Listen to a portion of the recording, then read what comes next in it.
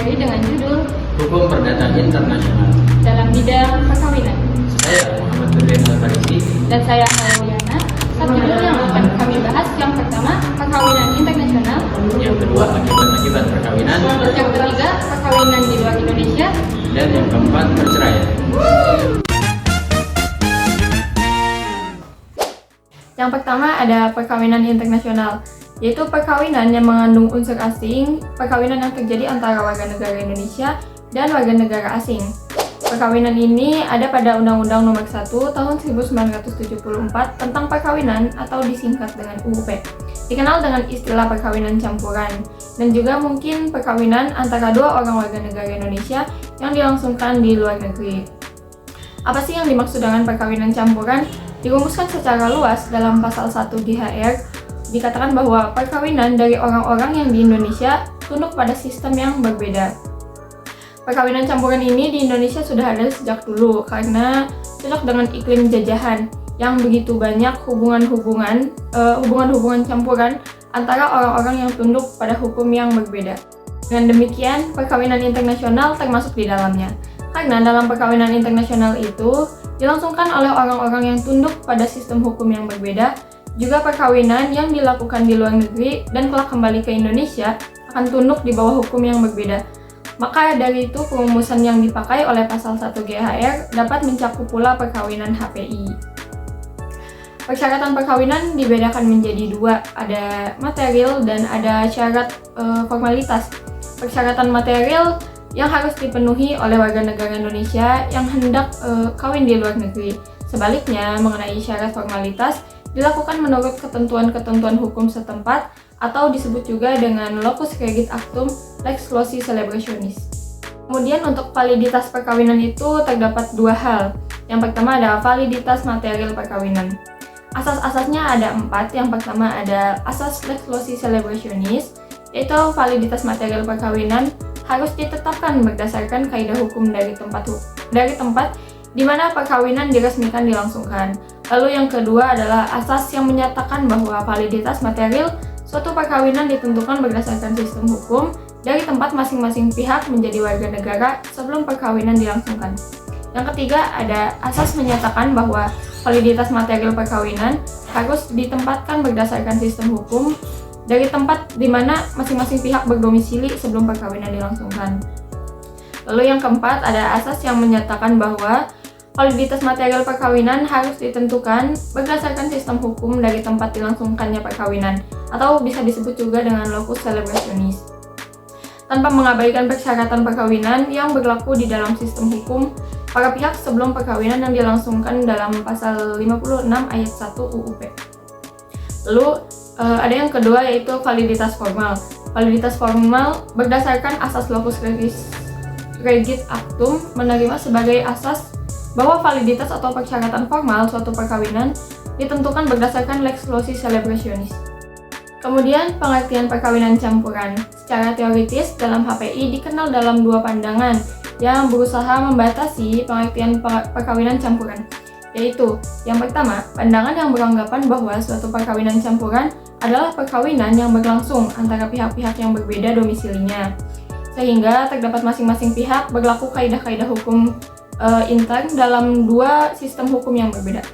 Lalu yang kedua ada pandangan yang beranggapan bahwa suatu perkawinan dianggap sebagai perkawinan campuran apabila para pihak berbeda kewarganegaraannya. Itu ada pada pasal 57 UUP. Di sini saya akan memaparkan subtema akibat-akibat perkawinan. Akibat-akibat perkawinan mempunyai 3 sistem hukum yang harus dipatuhi. Pertama, sistem hukum tempat di mana perkawinan tersebut diresmikan. Kedua, sistem hukum dari tempat suami istri menjadi warga negara setelah perkawinan. Dan ketiga, sistem hukum dari tempat suami istri berkediaman tetap setelah perkawinan. Dari ketiga asas-asas tersebut, Undang-Undang Perkawinan belum memilih asas-asas mana yang akan digunakan. Oleh karenanya, dalam pasal 62 Undang-Undang Perkawinan menyatakan bahwa kedudukan anak perkawinan campuran ditentukan berdasarkan kewarganegaraan yang diperoleh setelah perkawinan atau setelah berakhirnya perkawinan. Namun tanpa disadari juga bahwa banyaknya akibat-akibat perkawinan diperoleh atau dipengaruhi dari ketertiban umum dan moralitas sosial di sebuah negara. Maka disarankan untuk memilih asas yang kedua atau yang ketiga. Perkawinan yang dilakukan di luar Indonesia.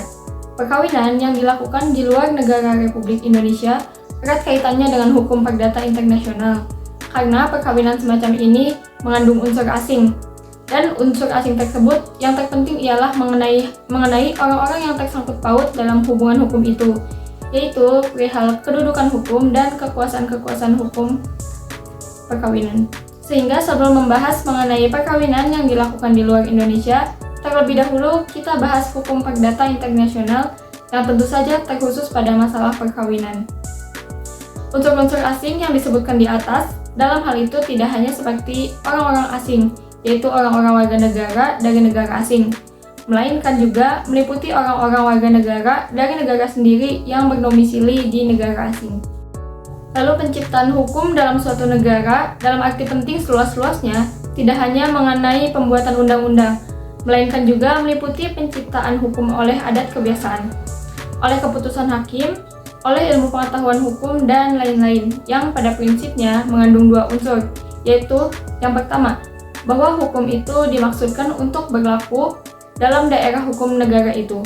Dan yang kedua, bahwa hukum itu dimaksudkan untuk berlaku bagi para warga negara dari negara itu. Pada hakikatnya, soal ini berhubungan dengan soal kedaulatan setiap negara merdeka yang terbatas pada dua unsur itu, yaitu daerah hukum dan kewarganegaraan.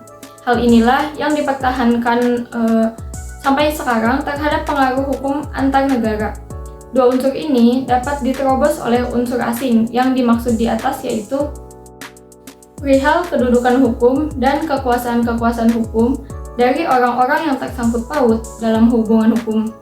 Apabila penerobosan ini mengenai salah satu dari dua unsur tersebut, yaitu apabila ada suatu hubungan hukum perdata antara dua orang yang dari suatu negara asing, misalnya warga negara India yang dua-duanya berdiam diri di negara Indonesia, atau antara dua orang warga negara Indonesia yang dua-duanya berdiam diri di India, misalnya, maka timbul pertanyaan, hukum perdata manakah yang berlaku? Hukum perdata Indonesia kah atau hukum perdata India? Oke, dilanjut ke materi yang keempat, yaitu perceraian. Persoalan perceraian dalam bidang hukum perdata internasional ini mempunyai 4 aspek. Yang pertama, perceraian warga negara Indonesia di luar negeri. Yang kedua, perceraian warga negara asing di Indonesia. Yang ketiga, persoalan yurisdiksi dalam perkara perceraian. Dan yang keempat, pengakuan terhadap keputusan cerai dari luar negeri. Peraturan cerai di berbagai dunia ini tidak sama. Dengan adanya keanekaragaman yang demikian itu, ada kecenderungan setiap negara atas dasar mempertahankan public policy, kemudian lebih memilih untuk memakai lex quorum. Masalah perceraian di bidang hukum perdata internasional ini mendatangkan kegemaran untuk berdebat, diantaranya yaitu dari mudahnya perceraian atau dari sukarnya perceraian. Tentu tidak mudah untuk melakukan perceraian, karena perkawinan ini dipandang sebagai sesuatu yang suci dan sakral, sehingga perkawinan tidak dapat diputus kecuali karena kematian dari salah satu pasangan tersebut. Lalu ada pula sistem hukum yang perceraiannya dapat dilakukan dengan mudah, seperti dengan cara talak dalam hukum Indonesia. Namun di Indonesia cerai talak ini tidak mudah karena undang-undang perkawinan belum menyatakan tanpa memberikan alasan oleh pihak suami dapat dilakukan talak terhadap istrinya dan adanya campur tangan pengadilan. Ada pula negara-negara di mana sangat mudah untuk memperoleh perceraian karena dipandang sebagai industri khusus atas dasar komersial, misalnya di negara bagian Amerika Serikat.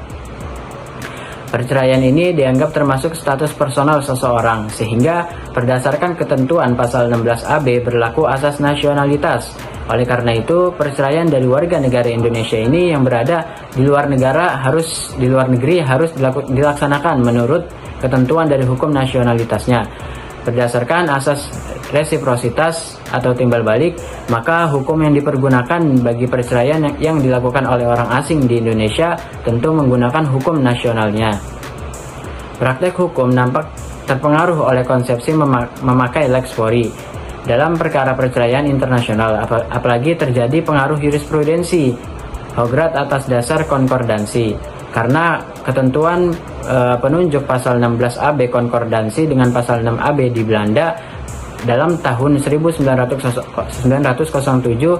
Hogerath telah mengeluarkan putusan mengenai perceraian internasional yang memberikan pengaruh terhadap praktik hukum hingga saat ini. Menurut konsepsi Hogerath, bahwa perceraian hanya dapat dilangsungkan menurut ketentuan-ketentuan hukum Belanda, berdasarkan pertimbangan bahwa perceraian termasuk ketertiban umum dan kesusilaan yang baik. Lalu ada beberapa putusan yang menggunakan hukum nasional. Di antaranya yang pertama, Hofs-Hertogenbosch pada tahun 1945 mempergunakan hukum Polandia untuk perkara perceraian suami istri warga Polandia.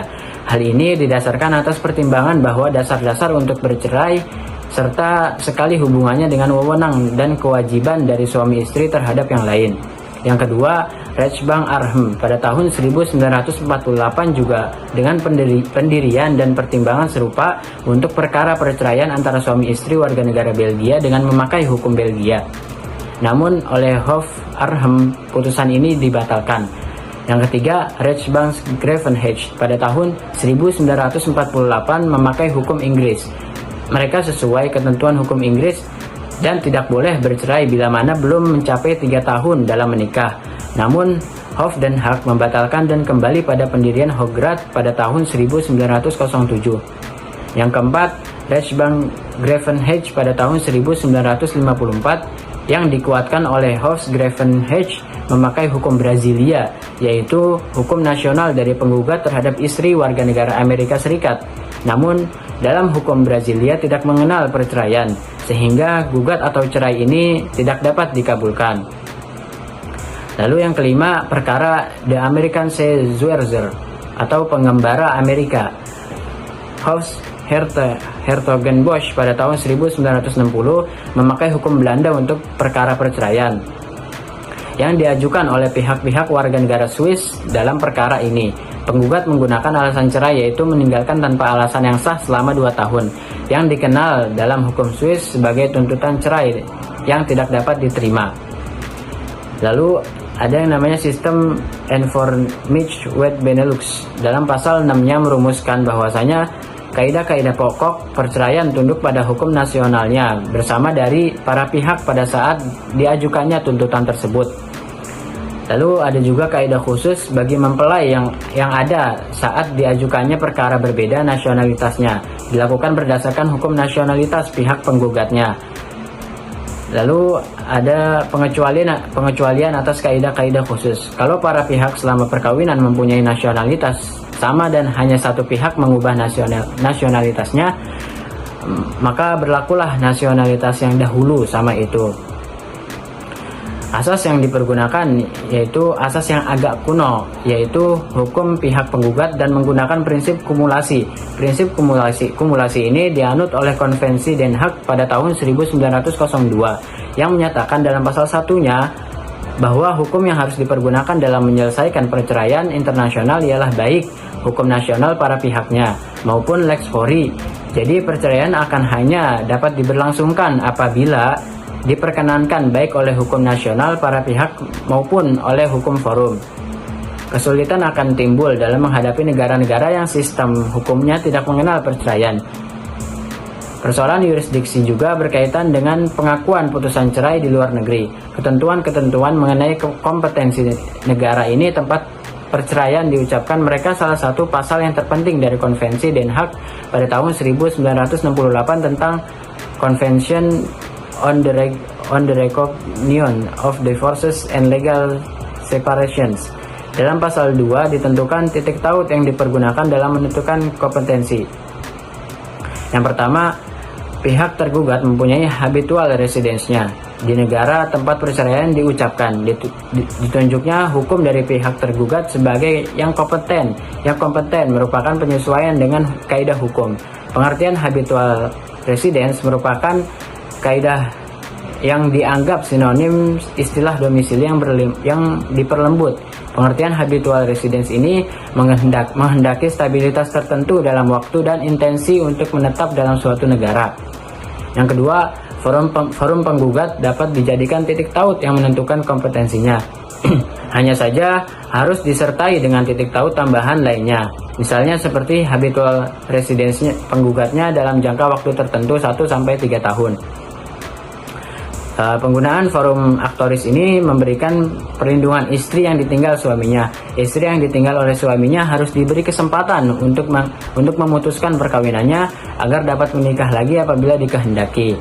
Yang ketiga, apabila suami istri adalah warga negara dari negara perceraian diucapkan, maka forum ini adalah kompeten. Jadi titik taut penentu di sini adalah nasionalitasnya. Namun hanya nasionalitas yang sama dari pihak-pihak yang bersangkutan.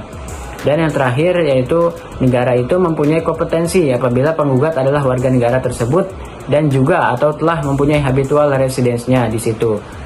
Pasal 2 Konvensi Den Haag pada tahun 1968 berbunyi, setiap perceraian dan hidup terpisah diakui oleh negara peserta lainnya apabila pada saat dimulainya perkara dalam negara tersebut pengucapan putusan tersebut terpenuhi. Yang pertama, pihak tergugat mempunyai habitual residence di situ. Yang pertama, pihak tergugat mempunyai habitual residence di situ. Yang kedua, pihak penggugat mempunyai habitual residence di situ dan dipenuhi pula salah satu syarat-syaratnya. Yang ketiga, kedua mempelai adalah warga negara dari negara yang bersangkutan. Yang keempat, penggugat adalah warga negara dari negara tersebut dan salah satu syarat selanjutnya terpenuhi. Yang kelima, penggugat adalah warga negara dari negara tersebut dan telah terpenuhi